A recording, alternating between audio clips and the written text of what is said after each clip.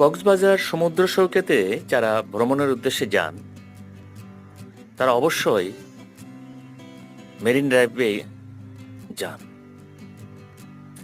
এই মেরিন ড্রাইভে কতগুলো স্পট রয়েছে দেখার জন্য, আর যতগুলো স্পট রয়েছে তার মধ্যে সবচাইতে আকর্ষণীয় স্পট হচ্ছে পাথর বিচ। যারা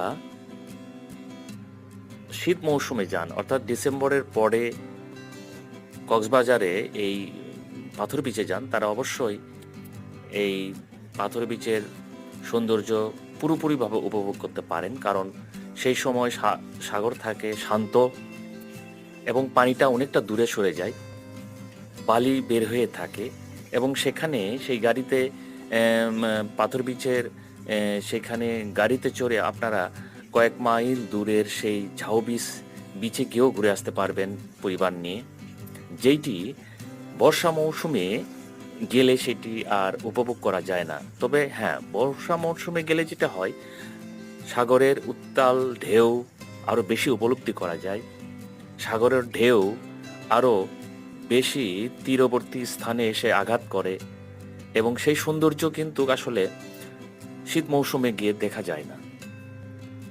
তবে পরিবার নিয়ে কক্সবাজার ভ্রমণের উপযুক্ত সময় হচ্ছে শীতের, অর্থাৎ নভেম্বর, ডিসেম্বর, জানুয়ারি, ফেব্রুয়ারি, অর্থাৎ ডিসেম্বরের পরেই আসলে কক্সবাজারের ভ্রমণের উপযুক্ত সময়।